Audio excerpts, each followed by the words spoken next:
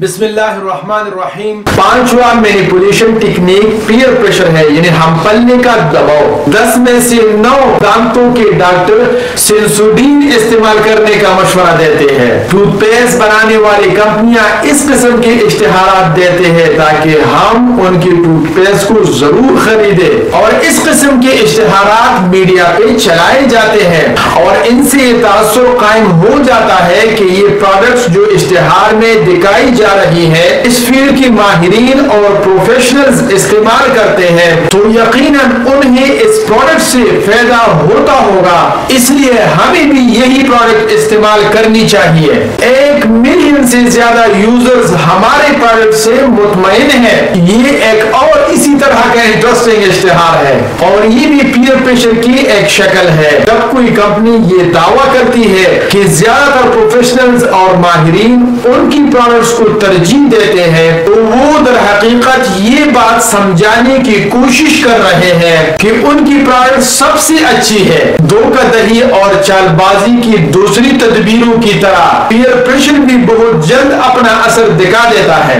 کیونکہ ہم اس بات پر یقین رکھتے ہیں کہ پروفیشنلز اور ماہرین جس پروڈکٹس کو استعمال کرتے ہیں وہی اچھی ہوتی ہے، کیونکہ وہ ہم سے زیادہ جانتے ہیں۔ آسان الفاظ میں ہم یوں کہہ سکتے ہیں کہ پیئر پریشر اس لیے اپنا اثر دکھاتا ہے کہ پروفیشنل اور ماہرین اور اکثریت غلط نہیں ہو سکتے، اور ہم اس بات سے ڈرتے ہیں کہ ہم اکیلے ہیں اس لیے غلط بھی ہو سکتے ہیں۔ ایک اور مثال جو پیئر پریشر پیدا کرنے کے لیے استعمال کی جاتی ہے وہ سیلیبریٹی کی انڈورسمنٹ ہے۔ چونکہ ہم سیلیبریٹی سے اتنے متاثر ہوتے ہیں کہ ہم ان کی طرح بننا چاہتے ہیں، اس لیے وہ جب کسی چیز کو استعمال کرتے ہیں تو ہماری خواہش بھی ہوتی ہے کہ ہم بھی وہ چیز استعمال کر کے ان جیسے ہو جائے، اور اس لیے سیلیبریٹیز کے انڈورسمنٹ بھی پیئر پریشر کی طور پر استعمال کیا جاتا ہے تاکہ سیلز بڑھایا جائے،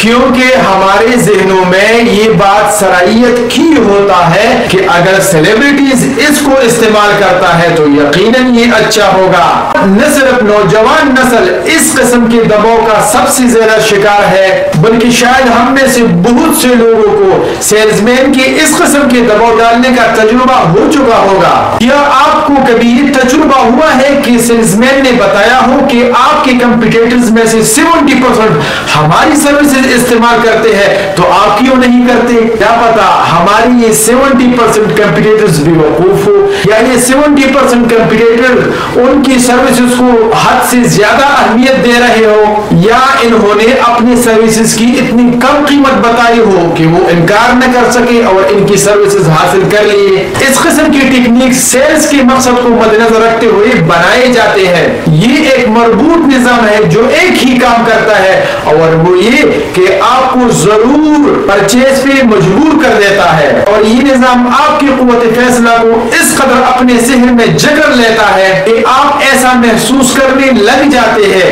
اگر ان سے خریداری نہ کی تو کسی بڑے فائدے سے محروم ہو جاؤں گا یا بہت بڑا نقصان ہو جائے گا، اور وہ آپ کو غیر محسوس انداز سے یہ احساس دلاتا ہے کہ آپ سے زیادہ ہوشیار لوگ ہمارے پروڈکٹس کو استعمال کر رہے ہیں۔ تو سائمن سینک کہتا ہے کہ اس سے مجھے اپنے والدہ کا قول یاد آ جاتا ہے، اگر آپ کے دوست تندور میں اپنا سر رکھتے ہیں تو کیا آپ بھی رکھیں گے؟